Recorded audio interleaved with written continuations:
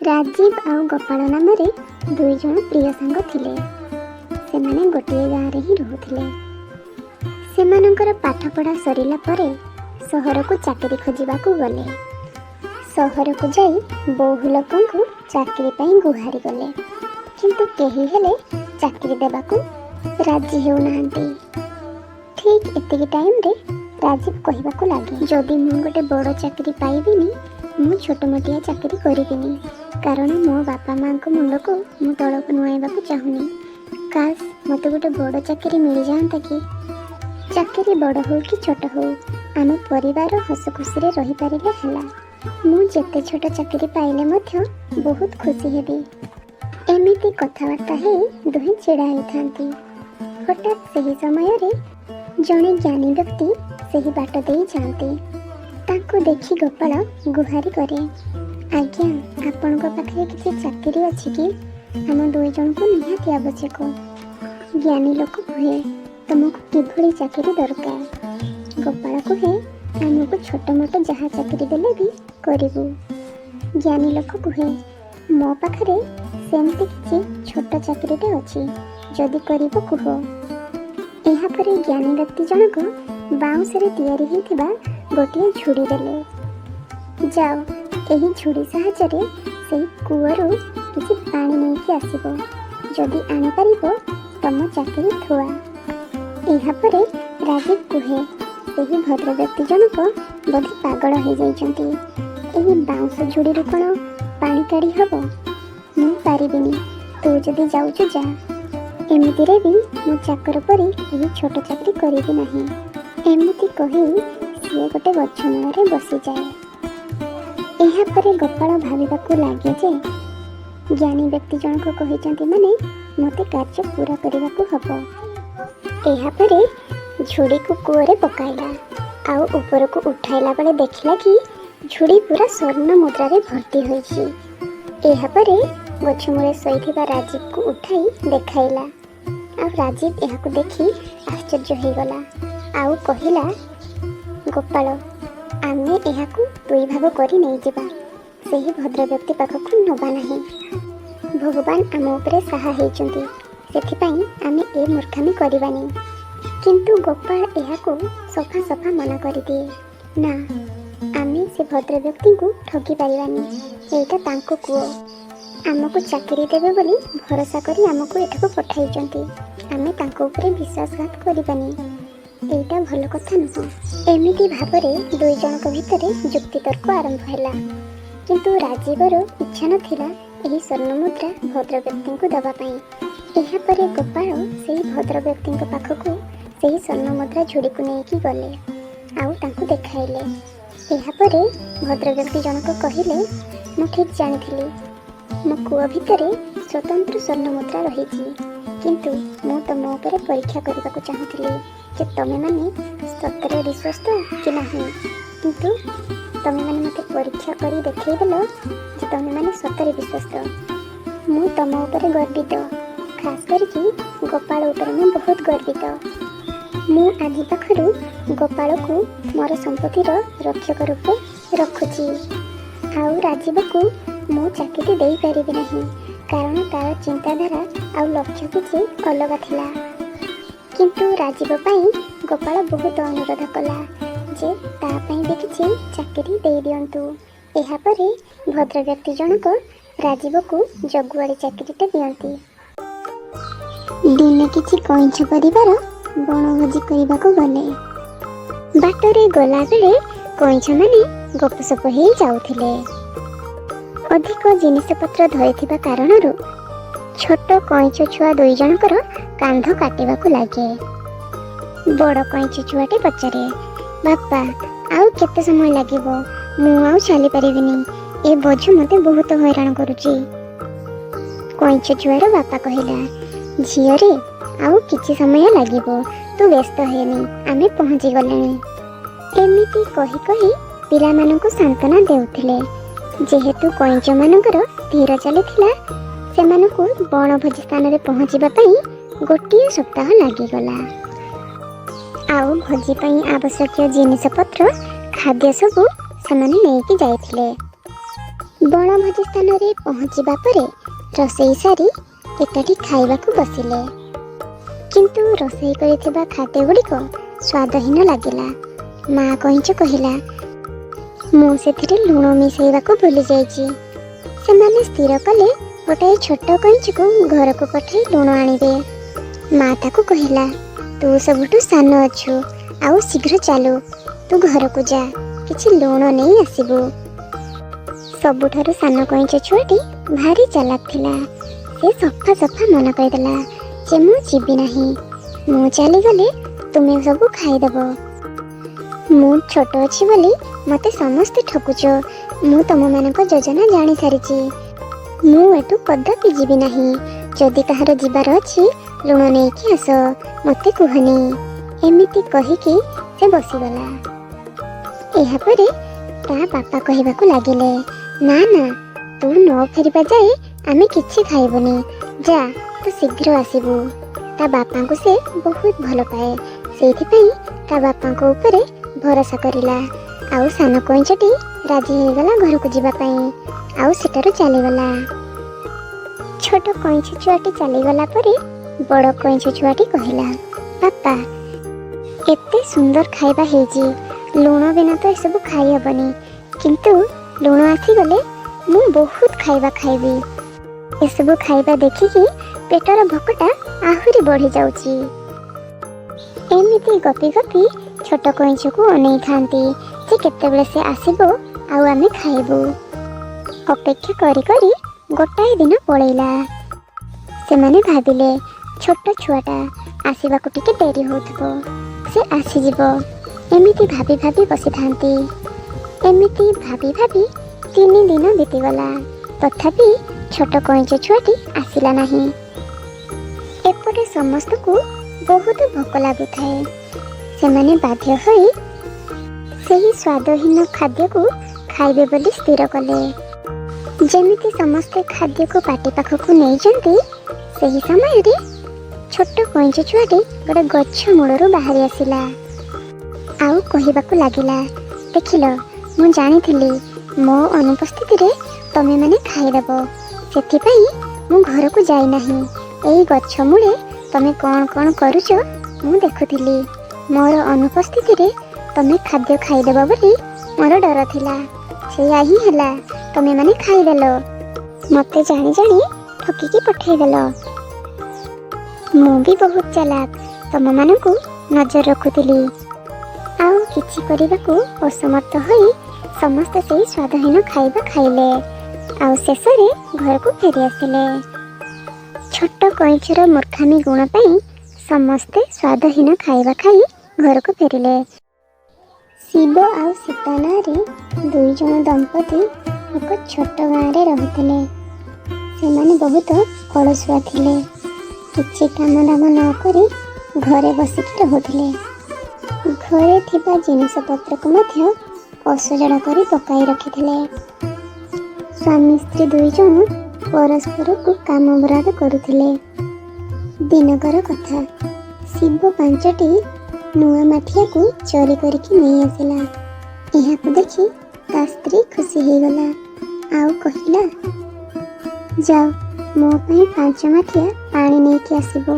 ମୁଁ ଗାଧେଇବି, ତା ସହିତ ଲୁଗା ଗୁଡ଼ିକ ବି କେତେ ଦିନରୁ ପଡ଼ିଛି, ସେଗୁଡ଼ିକ ମଧ୍ୟ ସଫା କରିବି।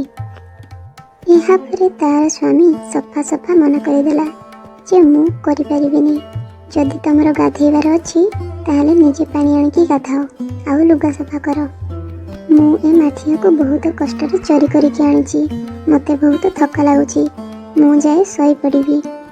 ଏହାପରେ ତାର ସ୍ତ୍ରୀ ରାଗିକି କହିଲା, ମୁଁ ଏ ଘରର ସବୁ କାମ କରୁଛି, ରୋଷେଇ ଠାରୁ ଆରମ୍ଭ କରିକି ଲୁଗା ସଫା କରିବା ପର୍ଯ୍ୟନ୍ତ, ଆଉ ତମେ କ'ଣ କରୁଛ? ଘରେ ଖାଲି ଖାଇ ଦେଇକି ଶୋଇପଡ଼ୁଛ।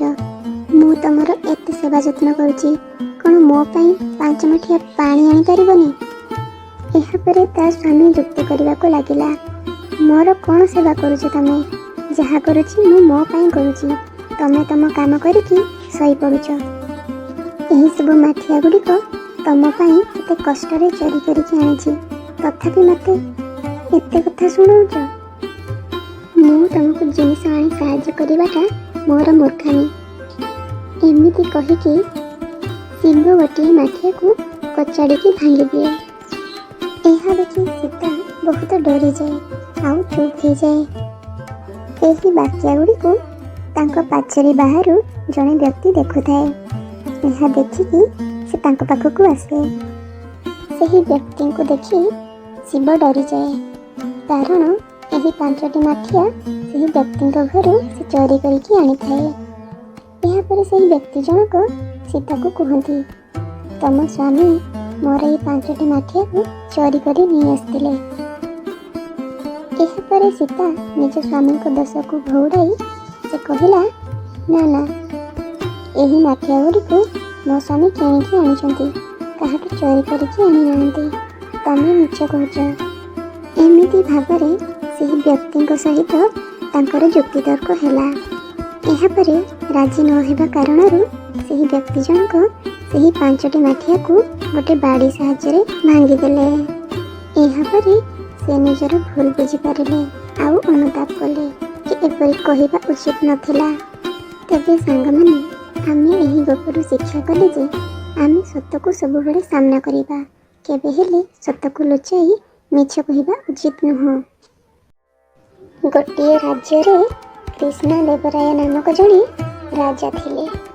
ଦିନେ ପଡ଼ୋଶୀ ରାଜ୍ୟର ଜଣେ ରାଜା ତାଙ୍କ ପାଇଁ ଏକ ସନ୍ଦେଶ ପଠାଇଲେ।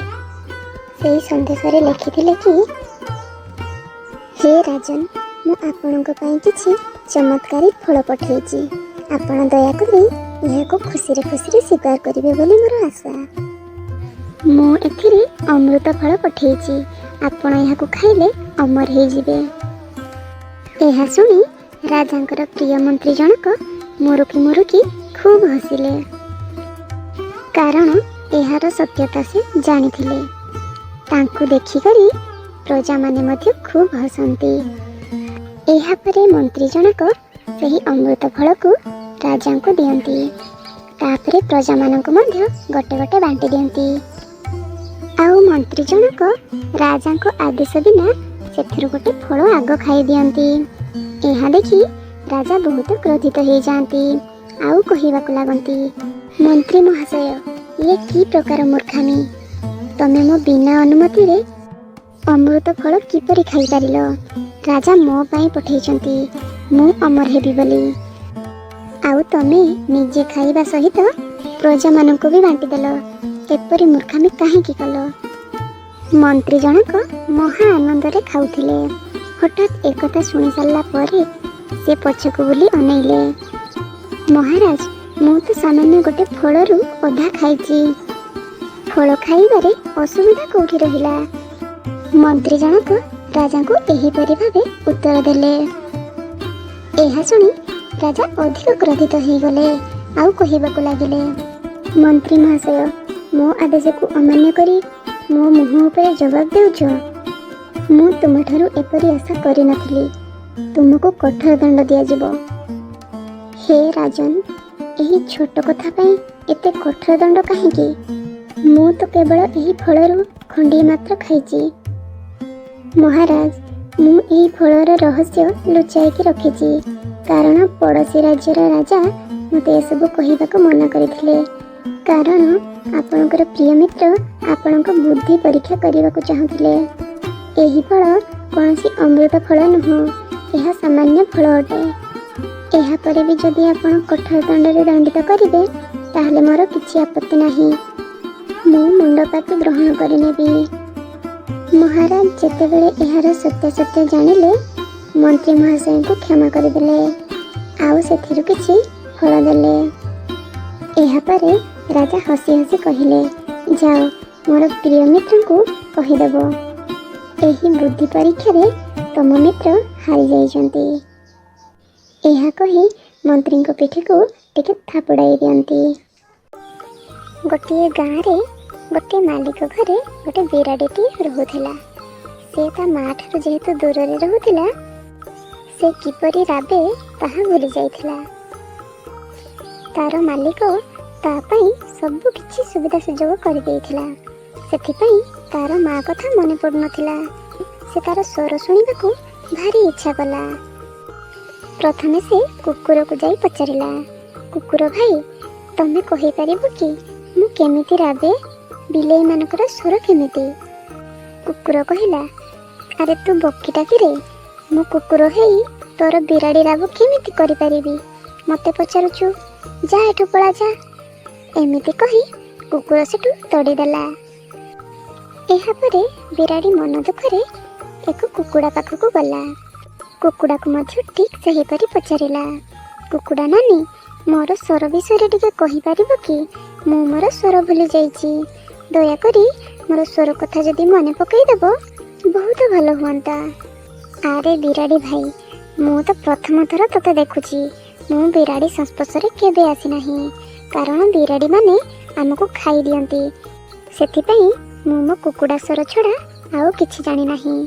तू एठु चली जा, तू एठु चली जा, केते बेले भी मो छुआ मानकु खाई देई पारू। तो उपरे मोर विश्वास नाही। एहा परे बिराड़ीटी गोटाए गध पाखरे पहुँचिला, आउ ताकु मध्य ठीक सेमिति प्रश्न पचारिला। आ गध कहिला, आबे मूर्ख, मते एमिति कोन पचारुचु? तू तो निज स्वर जानिनु, मते एमिति प्रश्न पचारिया माने कोन? मु तो मो स्वर भूली जाउची, मु तो स्वर केमिति मने पकेबी? मु हेले गध, मते किछि जणा नाही, तू एठु पळेई जा। बिराड़ी समस्त को पचारि पचारि क्रोधित हो जाइथिला, सेथिपई गध को मध्य क्रोधरे एपट सेपट कथा कहिला। एहा सुनी गध को बहुत राग लागिला, आउ रागरे बिराड़ी को गोटाए लात मारिला। एहा परे बिराड़ीटी म्याऊ म्याऊ बबाइबाकू लागिला। ठीक सेतिकी बेले से अनुभव कला जे मोर स्वरटा म्याऊ म्याऊ बोली। तापरे गध को धन्यवाद जणाई कि सेठारु चली आसिला। गोटिए जंगल रे कालू नामक एक हट्ट पशु रहुथिला। से बहुत विश्वस्त थिला। से कौनसी पशु पक्षी को हिंसा करुनथिला, समस्तଙ୍କ सहित बंधु भଳି चलुथिला। कौनसी पशु पक्षी जिनिस उपरे तार लोभ नथिला। दिनकर कथा, से जंगल रे बुलुथिबा समय रे एक चाबी पाइला।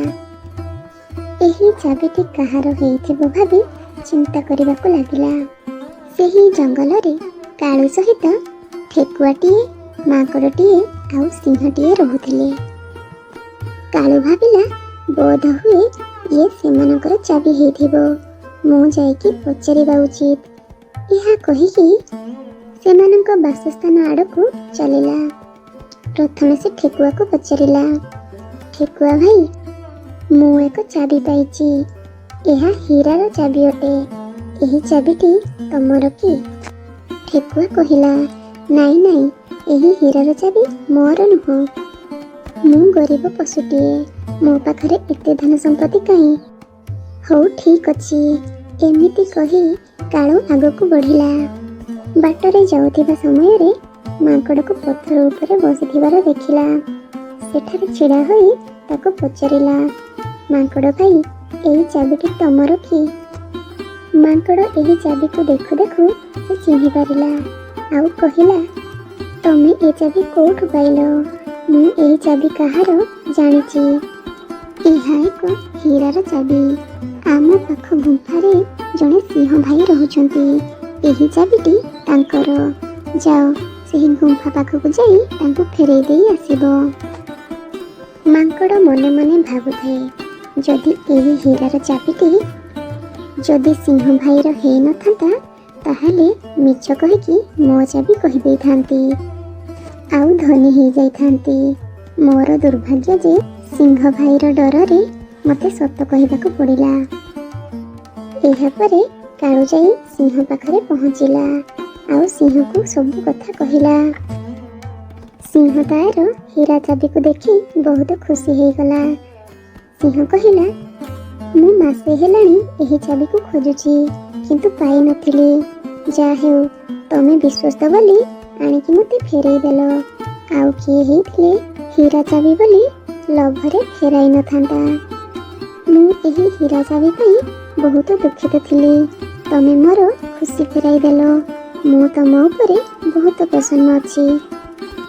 ସେଥିପାଇଁ ମୁଁ ତମକୁ ଏକ ସୁନା ମୁଦି ଦଉଛି, ଏହାକୁ ଗ୍ରହଣ କର। ଏହାପରେ କାଳୁ ତା ନିଜ ବସାକୁ ଖୁସିରେ ଖୁସିରେ ଫେରି ଆସେ। ତେବେ ସାଙ୍ଗମାନେ, ଏହି ଗପରୁ ଆମେ ଶିକ୍ଷା କଲେ ଯେ ଯେକୌଣସି ମୂଲ୍ୟବାନ ଜିନିଷ ପାଇଲେ ମଧ୍ୟ ସେହି ବ୍ୟକ୍ତିଙ୍କୁ ଫେରାଇ ଦେବା ଉଚିତ। ପ୍ରତିବଦଳରେ ଭଗବାନ କିଛି ଭଲ ଜିନିଷ ଦେଇଥାନ୍ତି। ଗୋଟିଏ ରାଜ୍ୟରେ ଜଣେ ଶକ୍ତିଶାଳୀ ରାଜା ଥିଲେ। ରାଜ୍ୟର ସୁରକ୍ଷା ପାଇଁ ସେ ଅନେକ ସେନାକୁ ନିଯୁକ୍ତି ଦେଇଥିଲେ। ସେହି ସେନାମାନଙ୍କ ମଧ୍ୟରୁ ମାନସିଂ ନାମକ ଜଣେ ବ୍ୟକ୍ତି ରାଜାଙ୍କର ବିଶ୍ୱସ୍ତ ଥିଲେ। ମାନସିଂଙ୍କୁ ସେ ଆଖି ବନ୍ଦ କରିକି ବିଶ୍ୱାସ କରୁଥିଲେ, କାରଣ ସେ ସେତିକି ବିଶ୍ୱସ୍ତ ଥିଲେ। ଏହା ଦେଖି ଅନ୍ୟ ସେନାମାନେ ମାନସିଂ ଉପରେ ହିଂସା କରୁଥିଲେ। ଅନ୍ୟ ସେନାମାନେ ମାନସିଂଙ୍କୁ ହିଂସା କରନ୍ତି ବୋଲି ରାଜା ମଧ୍ୟ ଲକ୍ଷ୍ୟ କରିଥିଲେ। ମାନସିଂଙ୍କୁ କାହିଁକି ବିଶ୍ୱସ୍ତ ରୂପେ ରଖିଛନ୍ତି, ଏହା ପ୍ରମାଣ କରିବା ପାଇଁ ରାଜା ଦିନେ ନିଷ୍ପତ୍ତି ନେଲେ। ଅନ୍ୟ ସେନାମାନଙ୍କୁ ବିଶ୍ୱାସ ଦେବା ପାଇଁ ହେବ ଯେ କାହିଁକି ମୁଁ ମାନସିଂଙ୍କୁ ବହୁତ ଭଲ ପାଏ। ଏହା ଭାବି ରାଜା ମାନସିଂ ସହିତ ଅନ୍ୟ ସେନାମାନଙ୍କୁ ନେଇ ଏକ ପରିଭ୍ରମଣରେ ଗଲେ। ରାଜାଙ୍କ ପାଖେ ପାଖେ ମାନସିଂ ସବୁବେଳେ ଥାଏ। ମାନସିଂର ଚିନ୍ତାଧାରା ହେଲା, ରାଜାଙ୍କୁ କୌଣସି ପ୍ରକାର ଯଦି ଅସୁବିଧା ହେଲା, ସେ ସେନା ହେବାର ଯୋଗ୍ୟ ନୁହେଁ ବୋଲି ମନେ କରେ। ସେଥିପାଇଁ ରାଜାଙ୍କୁ କୌଣସି ପ୍ରକାର ଅସୁବିଧା ନ ହେଉ ତାଙ୍କର ଯତ୍ନ ନେବା ସେ ସବୁବେଳେ ଜାଣିଛି। ଠିକ୍ ଏହି ସମୟରେ ରାଜା ଏକ ଉପାୟ ପାଞ୍ଚିଲେ। ରାଜା ଏକ ଛୋଟ ମୁଣିଟିଏ ରଖିଥାନ୍ତି। ସେହି ମୁଣି ଭିତରେ କିଛି ହୀରା ମୋତିକୁ ସାଇତିକି ରଖିଥିଲେ। ଏହାପରେ ସେ ଜାଣି ଜାଣି ସେହି ହୀରା ମୋତିକୁ ତଳେ ପକାଇଦେଲେ। ସେ ଦେଖିବାକୁ ଚାହୁଁଥିଲେ ଯେ ଅନ୍ୟ ସେନାମାନେ ମୋତେ ବଞ୍ଚାଇବାକୁ ଆସୁଛନ୍ତି ନା ଏହି ହୀରା ପଛରେ ଧାଉଁଛନ୍ତି। ହୀରା ମୋତିକୁ ତଳେ ପକାଇବା ପରେ ପରେ ହିଁ ସେ ପଡ଼ିଯିବାର ବାହାନା କଲେ। ହୀରା ମୋତିକୁ ଯେମିତି ସୈନ୍ୟମାନେ ତଳେ ପଡ଼ିବାର ଦେଖିଛନ୍ତି, ସେମାନେ ଧାଇଁ ଯାଇକି ହୀରା ମୋତିକୁ ଗୋଟାଇବାରେ ଲାଗିଲେ। ଏପଟେ ମାନସିଂ ରାଜାଙ୍କୁ ପଡ଼ିଯିବାର ଦେଖି ରାଜାଙ୍କୁ ରକ୍ଷା କରିବା ପାଇଁ ତାଙ୍କ ପାଖକୁ ଚାଲିଗଲା। ଏପଟେ ରାଜା ଦେଖିଲେ କି ସୈନ୍ୟମାନଙ୍କର ମୋର ଜୀବନ ପ୍ରତି ଲୋଭ ନାହିଁ। ସେମାନଙ୍କର ହୀରାମତି ଉପରେ ନଜର, ଆଉ ସେମାନେ ହୀରାମତି ହିଁ ଚାହାନ୍ତି। ଏହାପରେ ରାଜା ଦରବାରକୁ ସବୁ ସୈନ୍ୟମାନଙ୍କୁ ଡାକନ୍ତି ଆଉ ବୁଝେଇ ଦିଅନ୍ତି ଯେ ମାନସିଂ ଭଳି ସୈନ୍ୟ ମୋ ପାଇଁ କାହିଁକି ଆବଶ୍ୟକ। ମୁଁ ତମମାନଙ୍କୁ ରାଜ୍ୟର ସୁରକ୍ଷା ପାଇଁ ଆଣିଥିଲି, କିନ୍ତୁ ଯେଉଁମାନେ ରାଜ୍ୟ ଭିତରେ ଥିବା ଜଣେ ରାଜାଙ୍କୁ ସୁରକ୍ଷା ଦେଇପାରୁନାହାନ୍ତି, ସେମାନେ ଶତ୍ରୁମାନଙ୍କ କବଳରୁ ନିଜ ରାଜ୍ୟକୁ କିପରି ରକ୍ଷା କରିପାରିବେ। ମୁଁ ତମମାନଙ୍କୁ ବହୁତ ଆଶା ଭରସାରେ ସୈନ୍ୟ ଭାବେ ନିଯୁକ୍ତି କରିଥିଲି, କିନ୍ତୁ ତମେମାନେ ନିଜେ ସାବ୍ୟସ୍ତ କରିଦେଲ ଯେ ତମେ ଏହି ପଦବୀ ପାଇଁ ଯୋଗ୍ୟ ହିଁ ନୁହଁ। ଏହାପରେ ରାଜା ସୈନ୍ୟମାନେ ଗୋଟାଇଥିବା ହୀରାକୁ ସେମାନଙ୍କ ମଧ୍ୟରେ ବାଣ୍ଟିଦେଲେ ଆଉ ସେମାନଙ୍କୁ କହିଲେ ଯେ ଯାଅ, ଆଜିଠୁ ତୁମମାନଙ୍କୁ ମୋର ସୈନ୍ୟ ପଦବୀରୁ ବହିଷ୍କାର କଲି।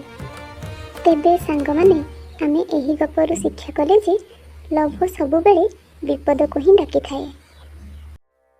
ଗୋଟିଏ ଜଙ୍ଗଲରେ କେତେକ ଜୀବଜନ୍ତୁ ଏକାଠି ବାସ କରୁଥିଲେ। ସେମାନଙ୍କ ସହିତ ରାଜା ସିଂହ ମଧ୍ୟ ବାସ କରୁଥିଲେ। ସେ ଖରାପ ପ୍ରକୃତିର ଆଉ ଗର୍ବୀ ମଧ୍ୟ ଥିଲା। ସେ ଜୀବମାନଙ୍କୁ ବିରକ୍ତି କରାଉଥିଲା। ଜଙ୍ଗଲର ପ୍ରତ୍ୟେକ ଜୀବମାନଙ୍କୁ ତା ପାଇଁ ଖାଦ୍ୟ ସଂଗ୍ରହ କରିବାକୁ କହୁଥିଲା। ଯଦି ତା କଥାରେ କେହି ରାଜି ହେଉନଥିଲା, ତାଙ୍କୁ ଗୋଡ଼ାଇ ଖାଇଦେବାକୁ ଚେଷ୍ଟା କରୁଥିଲା। ଏମିତି ଭାବରେ ଜଙ୍ଗଲର ସବୁ ଜୀବଜନ୍ତୁ ଭୟଭୀତ ହୋଇ ରହିଥିଲେ। ଯେତେବେଳେ ଜୀବଜନ୍ତୁମାନେ ଭୟରେ ପଳେଇ ଯାଉଥିଲେ, ସେ ଖୁବ୍ ଆନନ୍ଦ ଉପଭୋଗ କରୁଥିଲା। ସେଠାରେ ଗୋଟିଏ ଛୋଟ ଗୁଣ୍ଡୁଚି ମୂଷାଟିଏ ମଧ୍ୟ ବାସ କରୁଥିଲା। ଯେହେତୁ ସେ ଛୋଟଟେ, ସେ ଗୋଟେ ଛୋଟ ଡାଳରେ ମଧ୍ୟ ବସା ବାନ୍ଧିକି ରହିଯାଉଥିଲା। ଏଥିପାଇଁ ସିଂହରାଜା ତାକୁ ଧରିପାରୁନଥିଲା। ଏହି କାରଣରୁ ଗୁଣ୍ଡୁଚି ମୂଷାର ଜୀବନ ବଞ୍ଚି ଯାଉଥିଲା। ଦିନକର ଘଟଣା, ଗୁଣ୍ଡୁଚି ମୂଷାଟି ଗଛ ମୂଳକୁ ଓହ୍ଲେଇ ଆସି ତାର ଖାଦ୍ୟ ସଂଗ୍ରହ କରୁଥାଏ। ଠିକ୍ ଏହି ସମୟରେ ସିଂହ ତାକୁ ଦେଖିଦିଏ। ସିଂହ ଗୁଣ୍ଡୁଚି ମୂଷାକୁ ଦେଖି ଗର୍ଜନ କରିବାକୁ ଲାଗେ ଆଉ ତାକୁ ଆଦେଶ ଦିଏ ଯେ ତୁ ମୋ ପାଇଁ ଖାଦ୍ୟ ଆଣିଦେବୁ। ତୁ ଛୋଟ ଡାଳରେ ରହୁଛୁ ବୋଲି ବଞ୍ଚି ଯାଇଥିଲୁ। ଆଜି ମୁଁ ତୋତେ ଛାଡ଼ିବିନି। ତୁ ମୋତେ ଖାଦ୍ୟ ଆଣିକି ଦେ, ନହେଲେ ମୁଁ ତୋତେ ମାରିଦେବି। ଏହା ଶୁଣି ଗୁଣ୍ଡୁଚି ମୂଷା କହିଲା, ମୁଁ ତ ଛୋଟ ଜୀବଟିଏ, ତମ ଶରୀର ତ ବହୁତ ବଡ଼। ମୁଁ ତମ ପାଇଁ କେମିତି ଖାଦ୍ୟ ଆଣିପାରିବି? ମୁଁ ପାରିବିନି। ବରଂ ତମେ ଜଙ୍ଗଲରେ ଥିବା ଅନ୍ୟ ବଡ଼ ବଡ଼ ଜୀବଜନ୍ତୁଙ୍କୁ କୁହ, ତମ ପାଇଁ ସେମାନେ ଖାଦ୍ୟ ସଂଗ୍ରହ କରିପାରିବେ। ଏହା ଶୁଣି ସିଂହ ବହୁତ ରାଗିଗଲା ଆଉ କହିଲା, ତୁ ଛୋଟ ଗୁଣ୍ଡୁଚି ମୂଷାଟେ ହେଇକରି ମଧ୍ୟ ମୋ ମୁହଁରେ ଜବାବ ଦେଉଛୁ? ତୋର ଏତେ ସାହସ ମୋ ମୁହଁରେ ଜବାବ ଦେବା ପାଇଁ? ଏମିତି କହି ସିଂହ ତାକୁ ଧରିବାକୁ ଡେଇଁ ପଡ଼ିଲା। ଏପଟେ ଗୁଣ୍ଡୁଚି ମୂଷା ଭୟରେ କଣ୍ଟା ବୁଦା ବାଡ଼ ଦେଇ ଭିତରକୁ ଦୌଡ଼ିଲା। ସିଂହ ତା ପଛେ ପଛେ ଗଲା, କିନ୍ତୁ ଗୁଣ୍ଡୁଚି ମୂଷା ପରି ବେଗବାନ ହେଇପାରିଲା ନାହିଁ। ମୋଟାମୋଟି ଭାବେ ସେ ବୁଦା ଭିତରେ ପଶି ଆଉ ଯାଇପାରିଲା ନାହିଁ। ଏମିତି ଗୁଣ୍ଡୁଚି ମୂଷା ଦୌଡ଼ି ଦୌଡ଼ି ହଠାତ୍ ଗୋଟିଏ ଗଛ ଉପରେ ଚଢ଼ିଗଲା। ସିଂହ ଅନ୍ୟମନସ୍କ ଥିଲା। ସେ ଗୁଣ୍ଡୁଚି ମୂଷା ପଛରେ ଧାଇଁ ଧାଇଁ ହଠାତ୍ ସେ ଗଛ ଉପରେ ବାଡ଼େଇ ହେଇଗଲା। ତାର ମୁଣ୍ଡଟି ଗଛରେ ପିଟି ହେବା କାରଣରୁ ତା ମୁଣ୍ଡଟି ଫାଟିଗଲା ଆଉ ସିଂହଟି ଚେତାଶୂନ୍ୟ ହୋଇ ତଳେ ପଡ଼ିଗଲା। ଗୁଣ୍ଡୁଚି ମୂଷାଟି ଛୋଟ ଜୀବଟିଏ ହେଲେ ମଧ୍ୟ ତାର ସାହସ ଆଉ ବୁଦ୍ଧି ବଳରେ ନିଜ ଜୀବନକୁ ରକ୍ଷା କରିପାରିଲା। ତେଣୁ ସାଙ୍ଗମାନେ, ଯଦି ଆମ ପାଖରେ ସାହସ ଅଛି ତାହେଲେ ଆମେ ବିପଦରୁ ବର୍ତ୍ତି ପାରିବା। ଥରେ ଗୋଟିଏ ଜଙ୍ଗଲରେ ହାତୀଟିଏ ରହୁଥିଲା। ଦିନେ ସେ ଦେଖିଲା ଗୋଟିଏ ବଗ ଜଙ୍ଗଲରେ ଅଛି, ଆଉ ସେ ଦେଖିବାକୁ ବହୁତ ଧଳା। ବିଲୁଆ ତାର ପ୍ରିୟ ମିତ୍ର ଥିଲା। ସେ ବହୁତ ଦୁଃଖିତ ହେଲା। ସେଥିପାଇଁ ବିଲୁଆକୁ ପଚାରିଲା ଯେ, ମୁଁ କାହିଁକି କଳା? ସେମାନେ ତ ଧଳା ଆଉ ସୁନ୍ଦର, ତୁ ବି ରଙ୍ଗୀନ ଅଛୁ। ମୁଁ ଯଦି ସେମାନଙ୍କ ପରି ଧଳା ହେଇଥାନ୍ତି ତେବେ ଖୁବ୍ ସୁନ୍ଦର ଦେଖାଯାଇଥାନ୍ତି। ମୋତେ ଧଳା ରଙ୍ଗ ବହୁତ ଭଲ ଲାଗେ। କାଶ ମୋ ଦେହଟା ବି ଏମିତି ଧଳା ହେଇଥାନ୍ତା କି ମୁଁ ବି ଜନ୍ମରୁ ଏମିତି ଧଳା ହେଇଥାନ୍ତି କି ବହୁତ ସୁନ୍ଦର ଦେଖାଯାଇଥାନ୍ତି। ଏମିତି ଭାବରେ ତାର ମନ କଥା ବିଲୁଆକୁ ଜଣାଇଲା। ହାତୀର ଧଳା ହେବାର ଇଚ୍ଛାଟା ମନରେ ବଢ଼ି ବଢ଼ି ଚାଲିଲା, କିନ୍ତୁ ଏହା ସମ୍ଭବପର ହେବ କିପରି? ଏଥିରେ ବ୍ୟସ୍ତ ହୋଇ ଖାଦ୍ୟ ଖାଇବା ବନ୍ଦ କରିଦେଲା ଆଉ ଖୁବ୍ ଦୁର୍ବଳ ହୋଇଗଲା। ବିଲୁଆ ଏହା ଦେଖି ବହୁତ ମନ ଦୁଃଖ କଲା, କିନ୍ତୁ ବିଲୁଆ ତ ଭାରି ଚତୁର। ସେ ଏକ ଉପାୟ ଦେଲା। ସେ ପାଖ ଗାଁରୁ ଧଳା ରଙ୍ଗ ଟିଣ କାଟିଟି ଯୋଗାଡ଼ କଲା। ହାତୀକୁ କେତେକ ମାଙ୍କଡ଼ ଆଉ ଭାଲୁଙ୍କ ସାହାଯ୍ୟରେ ଧଳା କରିଦେଲା। ଏହି ରଙ୍ଗ ପରିବର୍ତ୍ତନରେ ହାତୀ ଖୁବ୍ ଖୁସି ହେଲା। କିଛି ଦିନ ପରେ ସେହି ଦେଶର ପ୍ରଜାମାନେ ଜଙ୍ଗଲକୁ କିଛି କାର୍ଯ୍ୟରେ ଆସିଥିଲେ ଆଉ ଦେଖିଲେ ଗୋଟିଏ ଧଳା ହାତୀ ଅଛି। ସେମାନେ ଭାବିଲେ ଏହି ଧଳା ହାତୀକୁ ରାଜପ୍ରସାଦକୁ ନେଇଯିବା। ରାଜା ଦେଖିଲେ ଆମ ଉପରେ ଖୁସି ହେବେ। ଏହା ଭାବି ହାତୀକୁ ସବୁଆଡ଼ୁ ବାନ୍ଧିବାକୁ ଲାଗିଲେ। ହାତୀକୁ ବହୁତ ଯନ୍ତ୍ରଣା ଅନୁଭବ ହେଲା। ସେ ଯନ୍ତ୍ରଣାରେ ଛଟପଟ ହେଲା। କିଛି ସମୟ ଗଲା। ହଠାତ୍ ବର୍ଷା ଆରମ୍ଭ ହୋଇଗଲା।